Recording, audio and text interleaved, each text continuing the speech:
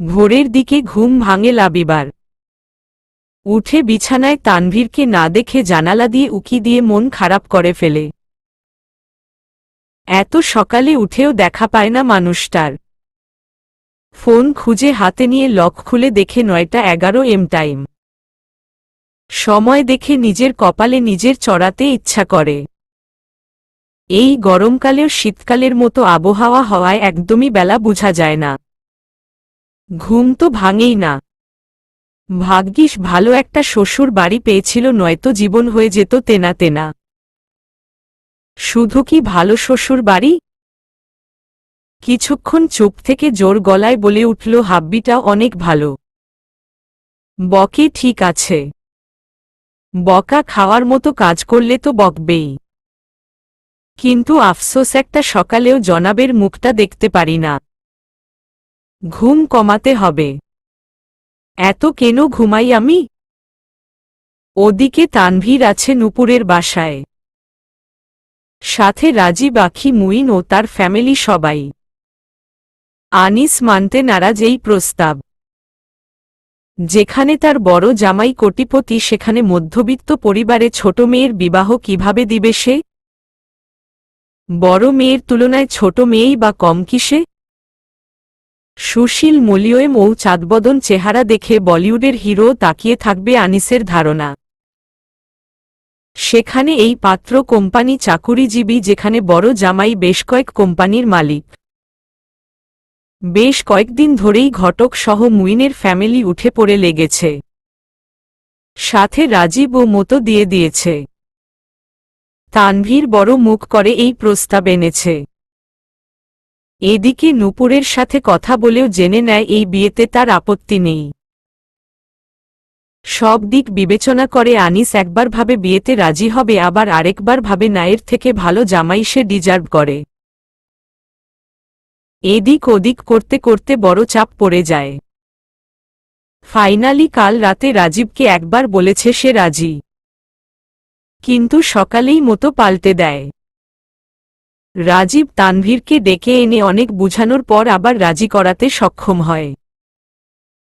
সাথে সাথেই মুইনের ফ্যামিলিকে আসতে বলা হয়। মুইনের ফ্যামিলিকে দেখে আনিসের আবার মতো অমতে পরিণত হওয়া ভাব ফুটে ওঠে। যে কোনো মুহূর্তে না না করে বসে।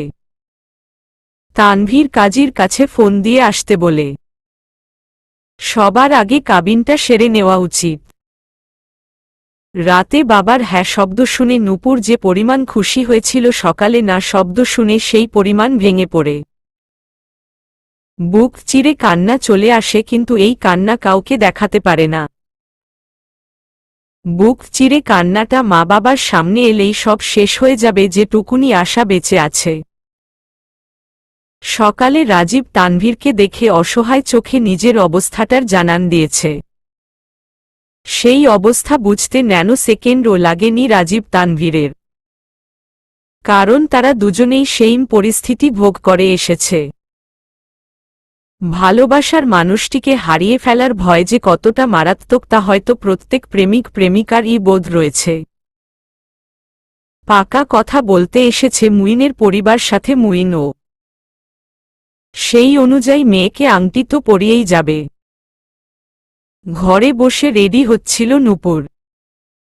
আখি সাজিয়ে দিচ্ছে নূপুরকে।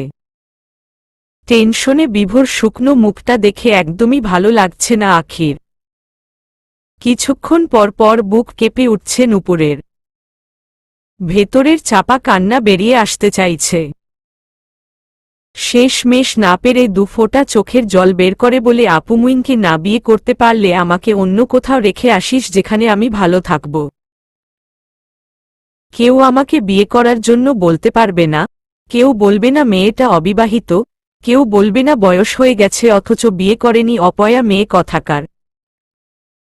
আখি মুখ চেপে ধরে ধমক দিয়ে বলে, চুপ থাক তুই। এত কিসের টেনশন তোর? তোর স্যার ভাইয়া আছে না? সব ম্যানেজ করে নিবে। আপাতত মুখটা হাসি হাসি রাখো আর ভাব কিভাবে তোকে সুন্দর দেখাবে। এই প্যাঁচামুখ নিয়ে তোর শ্বশুর বাড়ির লোকের সামনে গেলে অপছন্দ করে দেখবি ওরাই বিয়ে ভেঙে চলে যাবে। কথাটা শুনে নূপুর স্বাভাবিক হবার ট্রাই করে। দরজায় টোকা পড়তেই দেখে তানভীর দাঁড়িয়ে। ভেতরে আসতে আসতে বলে সাজগোজ শেষ? এটা কি পরেছ? 3 পিস কেন? এই প্যাকেটে যা আছে পরে নাও। মুইন দিয়েছে। নূপুর প্যাকেট হাতে নিয়ে খুলে দেখে ভিতরে একটি শাড়ি আর একটি দোপাট্টা। একটা গহনার বক্সও আছে। খুলে দেখে একটা সোনার নেকলেজ আর একজোড়া ঝুমকো। নূপুর তানভীরের দিকে তাকাতেই তানভীর বলে পাকা দেখাতে এর থেকে বেশি কিছু সম্ভব নয়। একটু বেশি হলেই তোমার আব্বু রেগে যাবে। তা কেমন ফিলিংস হচ্ছে নূপুর? অনেক ভয় হচ্ছে। আব্বু যদি আবার না করে দেয়? হা হা হা। বোকা মেয়ে। এখনো সেই হ্যানাতেই পড়ে আছো? আজ তোমার পাকা দেখা নয় নূপুর। আজ তোমার রেজিস্ট্রি হতে যাচ্ছে। এক কথায় বিয়ে হতে যাচ্ছে।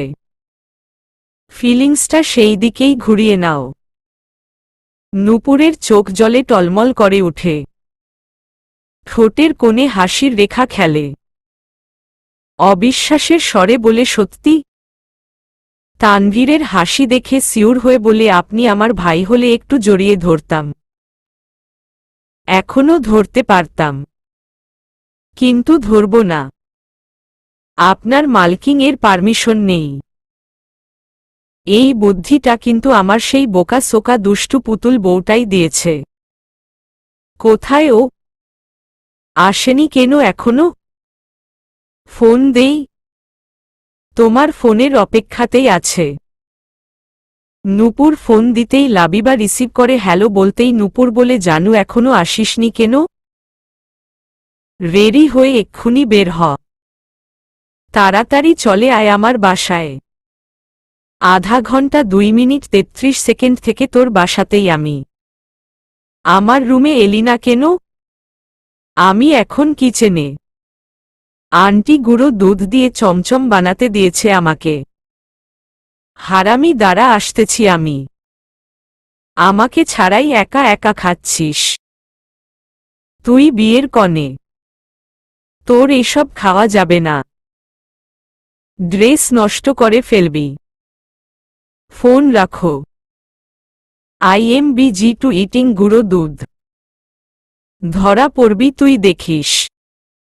বদদোয়া দিলাম আমি। আম্মু অনেক হিসাবী মানুষ। চমচম কম পড়লে ধরা খাবি। No chance.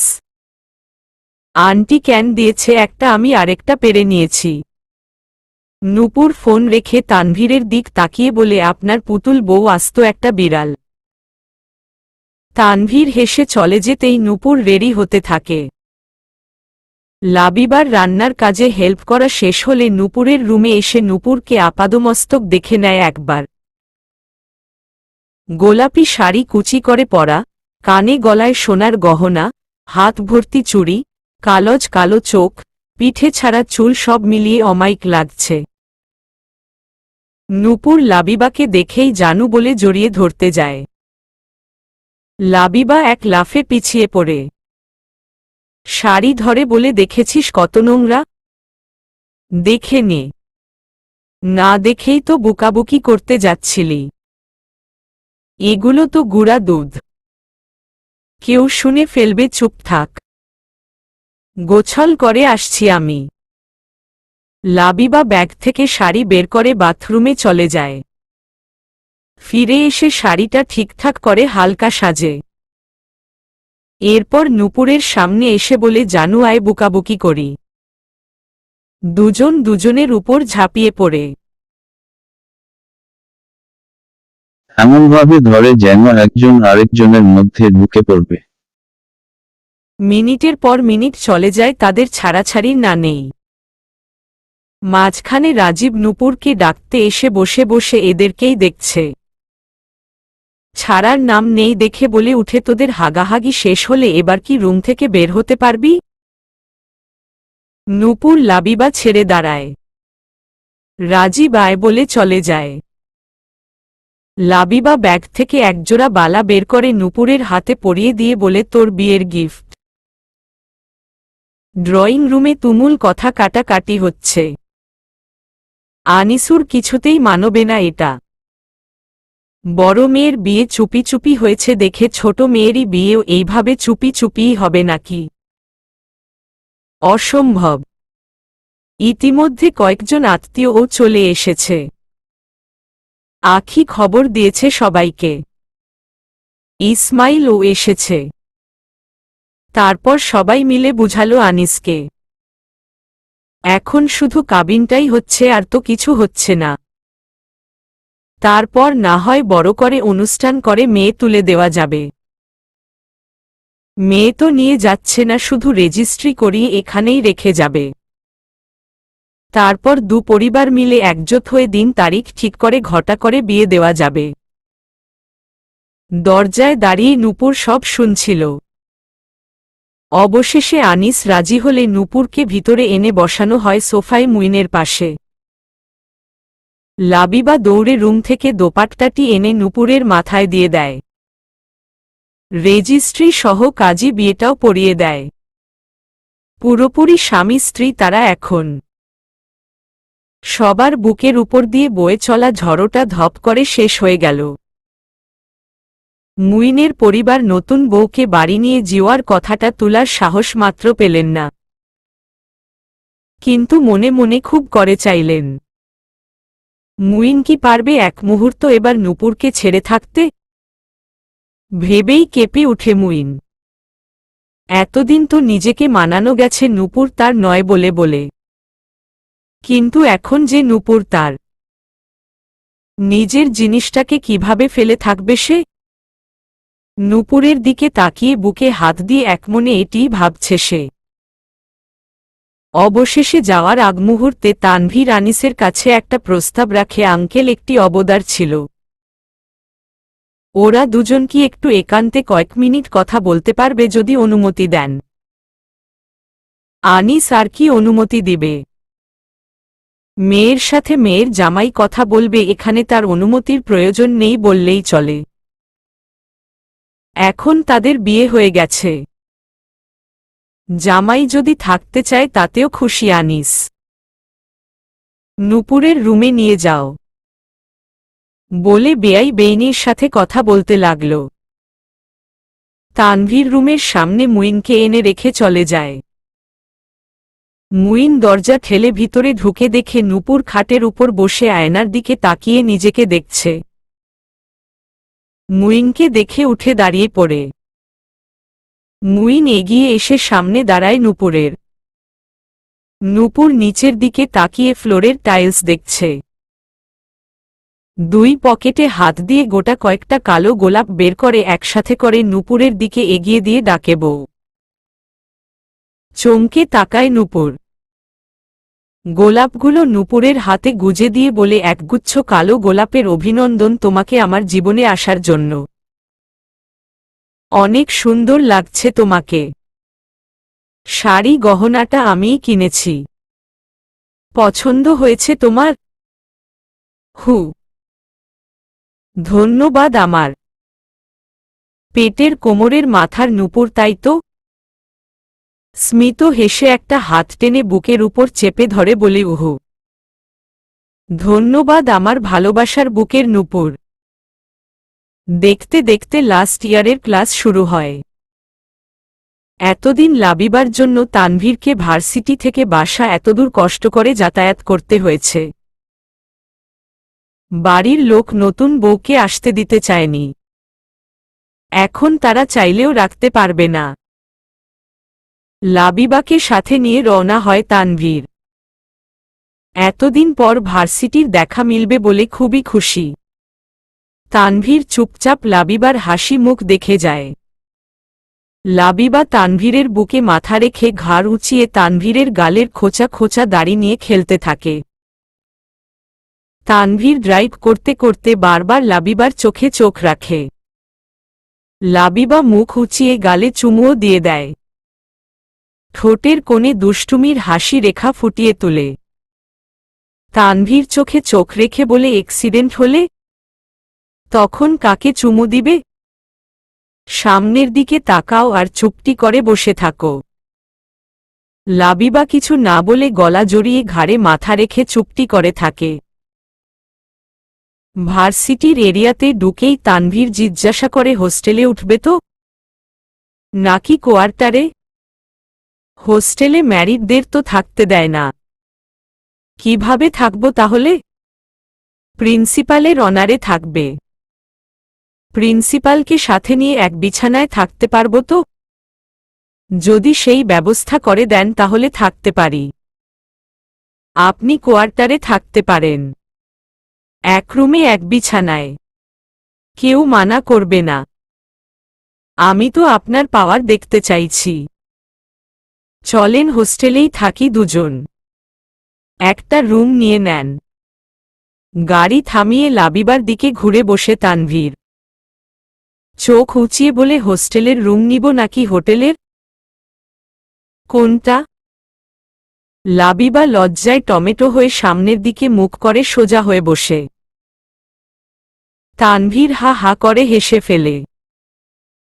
নাকটা টেনে দিয়ে বলে, যাব? তাহলে হোটেলে থাকছি নাকি আজ? না থাক, কোয়ার্টারেই থাকব। এটাই বা হোটেলের থেকে কম কি? সাজিয়ে রাখলে এটাও বেস্ট। হোটেলের প্রতি এত প্রেম কই থেকে আসলো? আসল প্রেমটা তো সেখানেই ধরা দিয়েছিল, তাই আর কি। কোথায়? কিভাবে? আপনার সাথে অনেক সময় হোটেলে টাইম স্পেন্ড করা হয়েছে। সেই মুহূর্তে আপনার উপস্থিতি, ব্যবহার, লাভ, কেয়ারিংগুলো একটু একটু করে দানা বেঁধে আমার হৃদপিণ্ডে জমা হয়েছে। ভুলবার নয় কোনো কিছু। তানভীর মুচকি হেসে গাড়ি থেকে নেমে পড়ে। লাবিবাও নেমে পড়ে। ঝালমুড়ি মামা সেখান দিয়েই যাচ্ছিল। লাবিবাকে দেখতে পেয়ে এগিয়ে আসে। ঠোঁট প্রশস্ত করে বলে, আরে মামু নিয়ে অনেক দিন পর। ক্লাস শুরু হয়ে গেছে, এবার মা আমার ঝালমুড়ি মিস করবে না। মামা আজ থেকে ডেইলি 20 টাকার ঝালমুড়ি নিব। একটা আমি খাবো, আরেকটা আপনাদের প্রিন্সিপাল খাবে। টাকাও প্রিন্সিপাল দিবে। হ মা, আমি শুনছি। তুমি প্রিন্সিপালের মিসেস এখন। দোয়া করি অনেক সুখী হও। তোমাদের জন্য ঝালমুড়ি বানাই। দুজনে ঝালমুড়ি খেতে খেতে কোয়ার্টারে ঢুকে যায়। লাবিবা নিজের মতো করে পুরো কোয়ার্টার গুছিয়ে নেয়।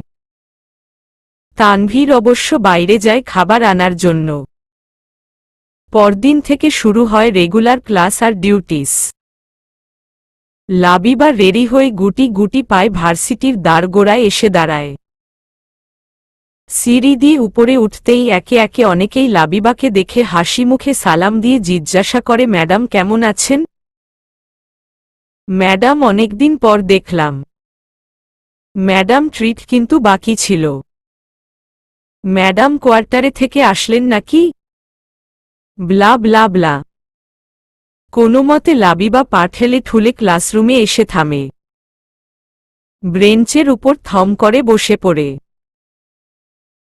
জোরে শ্বাস ফেলে বলে, ও আমার আল্লাহ, বাঁচলাম। এরা যা শুরু করেছে ম্যাডাম ম্যাডাম বলে বিরক্ত খাইয়া ফেলছি একদম। পেছনে থেকে জবা এসে বলে, ম্যাডামকে বিরক্ত করেছে? জাস্ট নামটা বলেন একবার। লাবিবা বড় বড় চোখ করে তাকায়। তুইও ম্যাডাম ম্যাডাম করছিস? আজব। কেন, কি সমস্যা ম্যাডাম? ম্যাডাম ডাকবি না একদম। তোর কোথাকার ম্যাডাম আমি? কেন, স্যারের ওয়াইফদের ম্যাডামই তো বলতে হয়। কিন্তু আমাকে বলবি না। আচ্ছা ম্যাডাম। আবার ম্যাডাম। দরজা দিয়ে হাসিমুখ নিয়ে ক্লাসরুমে ঢুকে মলি। লাবিবা জবা মলিকে দেখে হা মলি এসে দুজনের মুখ লাগিয়ে দিয়ে বলে, কিরে কেমন আছিস জবা, আর ম্যাডাম কেমন আছেন? তুইও ম্যাডাম? ম্যাডামকে তো ম্যাডামই বলবো তাই না? জবা এগিয়ে এসে বলে, দোস্ত এইগুলা কি? নাকে বড় নাকফুল কেন? মাথা ঘুরতাছে আমার। মলি লজ্জা মুখ করে এদিক ওদিক তাকিয়ে বলে, আসলে পরীক্ষার পর এতদিন মামুনকে না দেখে থাকতে পারছিলাম না। এতগুলো দিন একা একা থাকা যায় নাকি? তাই বাবা মাকে রাজি করিয়ে বিয়েটা সেরেই নিয়েছি। মানে কি? কিভাবে কি? আমরা জানলাম না কেন? আসলে সময়ই পাইনি জানানোর। এত বিজি ছিলাম মামুনকে নিয়ে যে কাউকে জানিতেই পারিনি। আম্মাজান আফনে কি আব্বাজানের থাইকা 2 মিনিট ও সময় পান নাই? আঙ্গে না, 1 মিনিট ও পায়নি। শরীরে। লাবিবা রেগে গিয়ে বলে, ওই মামুন ভাইয়ারে ফোন দে, আসতে বল। বাথরুমে গেলেও একসাথে পাঠামু তোদের দুইটাকে। শালি তুই 1 মিনিট টাইম পাস নাই তাই না? বিয়ে করে ভুলে গেছিস আমাদের। জবা চটপট মামুনকে ফোন দেয়। আর লাবিবা মিলির উপর রীতিমতো রাগের ফুলঝুরি ফুটাতে থাকে। মামুন হন্তদন্ত হয়ে ক্লাসরুমে ঢুকে লাবিবার রাগ ঝাড়ানো দেখে লাবিবাকে থামাতেই লাবিবা মামুনের উপর রাগ ঝাড়ে। একটা ফোন করতে পারে না। এতই বিজি তারা। দুজনকে আলাদা হতেই দেওয়া হয় না। অপারগ মামুন মিলির সাথেই মাথা নিচু করে কেপ পরে ক্লাস করে। মামুন বুঝতে পেরে বলে, চলো রেস্টুরেন্টে যাওয়া যাক। জবা আর লাবিবার ঠোঁটে হাসি খেলা করে। আবার দুজনেই আফসোস করে শারমিনের জন্য। গাধীটা এখনো জামাইয়ের বাড়ি থেকে বেরোতে পারেনি। আফসোস। রেস্টুরেন্টে যেতেই বাবুর মুখোমুখি হয়। বাবু ক্রাচের উপর ভর দিয়ে হেঁটে রেস্টুরেন্ট থেকে চলে যাচ্ছিল। লাবিবাকে দেখেই থমকে দাঁড়ায়। মামুন বাবুকে দেখেও না দেখার ভান করে ভিতরে ঢুকে পড়ে। কিন্তু লাবিবা চলে না গিয়ে বাবুর সামনে গিয়ে দাঁড়ায়। বাবু নির্লিপ্ততা চোখে লাবিবাকে দেখে চোখ ঘুরিয়ে নেয়। লাবিবাই প্রথম কথা বলে, কেমন আছেন বাবু ভাই? বাবুর মুখ থেকে চাপা আর্তনাদ বেরিয়ে আসতে চাইলেও সংযত করে। লাবিবা আবারও বলে, বাবু ভাই। রাতে ঘুম হয় আপনার? কথাটা বিদ্রূপের বুঝতে পারে বাবু। লাবিবা মুচকি হেসে বাবুকে ক্রস করতেই বাবু বলে উঠে, I am sorry. Sorry for everything. থমকে দাঁড়ায় লাবিবা। কিন্তু বাবুর দিকে না তাকিয়ে চলে আসে মিলিদের কাছে। চারজনে জম্পেশ ভুড়ি ভুজ করে। ক্যান্টিন থেকে বের হতেই বাবু সামনে এসে দাঁড়ায়। লাবিবা চমকে উঠে 2 পা পিছিয়ে যায়। বুকে থু থু দিয়ে জিজ্ঞাসু দৃষ্টিতে তাকায়। মামুন এসে বলে, কি ব্যাপার বাবু? পথ আটকিয়েছিস কেন? খুড়া হয়েও পথ আটকানোর স্বভাব গেল না বুঝি তোর? বাবু মামুনের কোনো কথার জবাব না দিয়ে লাবিবাকে বলে, উত্তরটা না দিয়ে চলে গিয়েছিলে তাই অপেক্ষা করছিলাম। আমি জানি আমি ক্ষমার যোগ্য নই, তবুও ক্ষমা চাইছি। বাবু ভাই, ক্ষমা একটি মহৎ গুণ। আমি অনেক আগেই আপনাকে ক্ষমা করে দিয়েছি। আপনার কৃতকর্মের সঠিক শাস্তিটি পেয়েছেন আপনি। আমাদের নতুন জীবনের জন্য দোয়া করবেন। আর দোয়া করি আপনার পা অতি শীঘ্রই ভালো হয়ে উঠুক আর বিয়ে করে সুখী হন। ধন্যবাদ তোমাকে। মামুন বিরক্তি ফিল করে খুব। মিলির হাত ধরে বলে, এলিজা আসো তো, আমার লেট হচ্ছে। মামুনের পিছু পিছু লাবিবাও চলে আসে। কোয়ার্টারে ফিরে এসে ক্লাসের পড়াগুলো দেখে। কিছুক্ষণ পর তানভীর আসে। লাবিবা তানভীরকে দেখেই মুচকি হাসি দেয়। তানভীর বিরক্তি নিয়ে লাবিবার দিকে একবার তাকিয়েই আবার মুখ সরিয়ে নেয়। ওয়ার্ডরোব থেকে কাপড় নিয়ে বাথরুমে ঢুকে পড়ে। লাবিবার এমন ব্যবহার দেখে তো আত্মা যায় যায় ভাব। তানভীর বেরিয়ে এলে আমি খাবার গরম করে রেখেছি, খেতে আসুন। তানভীর কিছু না বলেই দরজা দিয়ে বেরিয়ে যায়। লাবিবা হতাশ মুখে বুকে হাত চেপে বসে পড়ে। 1 মিনিটের মাথায় তানভীর আবার ফিরে আসে। এসেই লাবিবার সামনে চেয়ার টেনে ধপ করে বসে পড়ে। রক্তচক্ষু দেখে লাবিবার অন্তরাত্মা সহ কেঁপে উঠে। থুতনি উঁচিয়ে ধরে দাঁতে দাঁত চেপে বলে, বাবুর সামনে কেন গিয়েছিলে? কে বলেছিল তার সাথে কথা বলতে? কিসের মাফ চাওয়া চাউই? মাফ চাওয়ার নামে তার কলুষিত চোখ আমার বউয়ের দিকে বিধিয়ে দিবে সেটা আমি কেন মানব? কেন কথা বলেছিলে বলো? কিসের ক্ষমা চায় ও? লাবিবা কাঁপতে কাঁপতে বলে, বাবু ভাই ভালো হয়ে গেছে। আমার সাথে কোনো খারাপ ব্যবহার করেনি, শুধু ক্ষমা চেয়েছে। আমি ক্ষমা করে দিয়েছি। চেয়ারে লাথি দিয়ে উঠে পড়ে তানভীর। রাগ সামলাতে না পেরে খাটে সজোরে লাথি দেয়।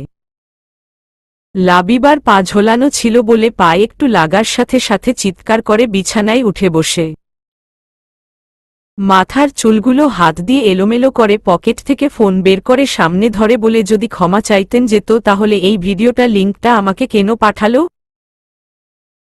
নিচে আবার লিখে দিয়েছে, হঠাৎ প্রেয়সীর সাথে দেখা, প্রেয়সীর সাথে কফি শপে 1 কাপ কফি খেয়ে বের হওয়ার সময়। মামুন লিংকটা না দিলে তো জানতেই পারতাম না আমি। কফি খেয়েছি ওর সাথে, তাই না? তোর জনমের কফি খাওয়াবো আমি। শয়তান কোনোদিন মানুষ হতে পারে না। ওই বাবু কোনোদিন ভালো হবে না। আমি কফি খাইনি, শুধু কথা বলছি। ওই বাবুর সাথে যদি কথা বলিস তাহলে আর আমার সাথে কথা বলবি না কোনোদিন। অন্যের প্রেয়সীর সাথে কথা বলবো না আমি। মিনিমাম লজ্জা থাকলে ওই বাবুর সাথে কথা বলতি না তুই।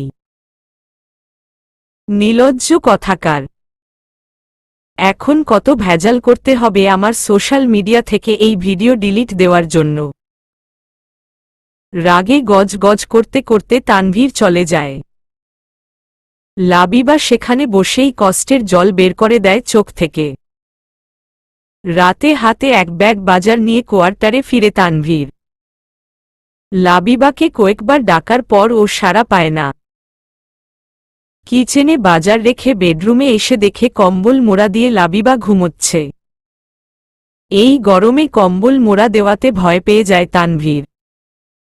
জ্বর টর এলো নাকি ভেবে মুখ থেকে কম্বল সরাতেই লাবিবা বড় বড় করে তাকায়। চোখ মুখ পুরো ফুলে লাল হয়ে আছে। চোখের কোণায় এখনো জল। কাঁদছিল যে আর বুঝতে দেরি হয় না তানভীরের। নিজেকে এবার অপরাধী মনে হচ্ছে। কেন যে এই কাজটি করতে গেল বুঝে উঠতে পারছে না। কপালে হাত দিতে গেলেই জোরে ঝটকা দিয়ে সরিয়ে দেয় লাবিবা। হাত গরম দেখে বুঝতে পারে জ্বর চলে এসেছে। হুটহাট জ্বর কেন চলে আসবে? লাবিবাকে আবার ছোতে গেলে আবার ঝটকা দিয়ে সরিয়ে দেয়। তানভীর বলে, পুতুল বউ আমি সরি। তখন মাথা ঠিক ছিল না আমার। তোমাকে বকে ফেলেছি বেশি। সরি বউ, আমি বুঝিনি। জানি না কি বলেছি। তোমার জ্বর কিভাবে আসলো বলো তো? দেখি টেম্পারেচার। হুটহাট জ্বর তো আসার কথা নয়। আবার হাত এগিয়ে দিতেই লাবিবা কম্বল ছেড়ে উঠে আসে। বিছানা থেকে পা দুটো নামাতেই আহ করে উঠে। তানভীর সাথে সাথে পায়ের কাছে গিয়ে দেখে লাল হয়ে আছে গোড়ালির দিকে। লাবিবা ওভাবেই খুঁড়োতে খুঁড়োতে অন্য রুমে চলে যায়। তানভীরের ঘাম ছুটে যায়। এবার তো তার চোখে পানি চলে আসছে। তখন তাহলে এর জন্য চিৎকার করেছিল, আঘাত করেছে তার বউ পাখিটাকে। কিভাবে পারল এটা করতে? এত রেগে ছিল যে আঘাত করে দিল লাবিবাকে। এর জন্যই জ্বর চলে আসছে। এর আগেও মেরেছিল, তখনও জ্বর এসেছিল।